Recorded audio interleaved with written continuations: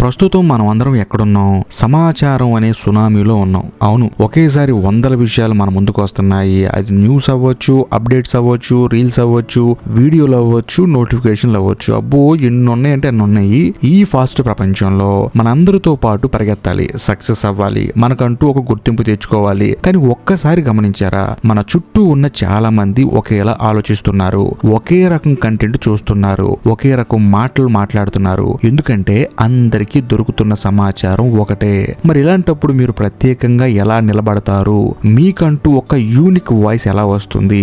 మీ ఆలోచనలకు ఒక నాణ్యత ఎలా వస్తుంది? నిజం చెప్పాలంటే ఇది చాలా మందికి తెలియని ఒక చిన్న సీక్రెట్. ఆ సీక్రెట్ ఏంటంటే పాత పుస్తకాలు. అవును, మీరు విన్నది నిజమే. ఈ రోజుల్లో పుస్తకాలు చదివే వాళ్ళ సంఖ్య తగ్గిపోతుంది. అందులోనూ పాత పుస్తకాలు, క్లాసిక్స్ చదివే వాళ్ళు మరీ తక్కువ కదా.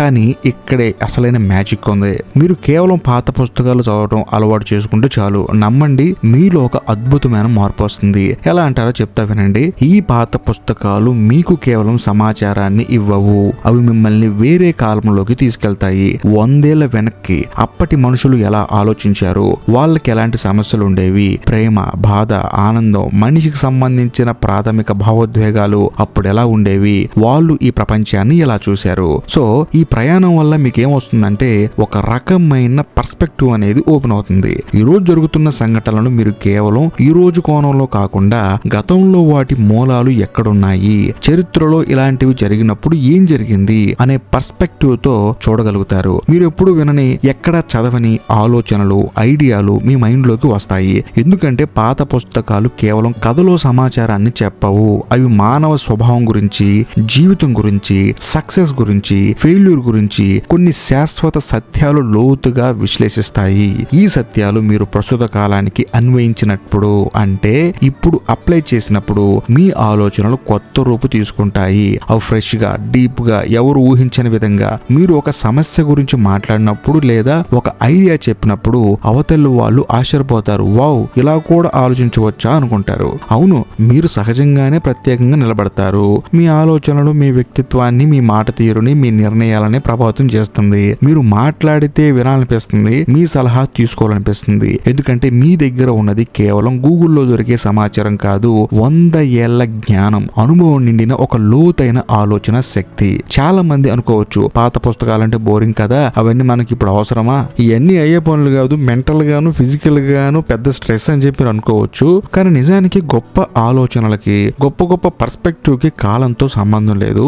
మానవ స్వభావం మారదు కదా. ప్రేమ, భయం, ధైర్యం, ఆశ ఇవి 100 ఏళ్ల క్రితం ఎలా ఉన్నాయో ఇప్పుడు కూడా అలాగే ఉన్నాయి. ఈ పాత పుస్తకాలు వాటిని అర్థం చేసుకోవడానికి మనకి ఒక అర్థం లాంటివి. ఈ ప్రయాణం మొదట్లో కాస్త కష్టంగా అనిపించవచ్చు, సోషల్ మీడియా స్క్రోలింగ్ అంత ఈజీగా అనిపించకపోవచ్చు. కానీ ఒక్కసారి ఆ పేజీల ప్రపంచంలోకి వెళ్ళారంటే బయటికి రారు. అది మీకు అందించే ప్రశాంతత, అంతేకాకుండా క్లారిటీ, లోతైన ఆలోచనలు ఈ హడావుడి ప్రపంచంలో మీకు నిజమైన బలాన్ని ఇస్తాయి. మీరు కెరియర్ లో ఎదగాలనుకున్నా, ఒక కొత్త ఐడియా స్టార్ట్అప్ పెట్టాలనుకున్నా, ఒక రైటర్ గా, ఆర్టిస్ట్ గా, లీడర్ గా రాణించాలనుకున్నా ఈ లోతైన ఆలోచనలు మీకు కావలసిన బేస్ నిస్తాయి. మిమ్మల్ని కేవలం ఒక ఫాలోవర్ గా కాకుండా ఒక ట్రెండ్ సెట్టర్ గా మార్చే శక్తి ఈ పాత పుస్తకాల్లో ఉంది. మరి ఇప్పుడు ఏం చేయాలి? సింపుల్, ఈ రోజే మొదలు పెట్టండి. మీకు నచ్చిన ఒక పాత పుస్తకాన్ని ఎంచుకోండి. అది వేమన శతకాలు కావచ్చు, శ్రీశ్రీ గారి మహాప్రస్థానం కావచ్చు, ఇంకా చాలా ఉన్నాయి కదా. మీకు ఏదైతే ఆసక్తిగా అనిపిస్తుందో అది రోజుకు 10 అంటే 10 నిమిషాలు కేటాయించి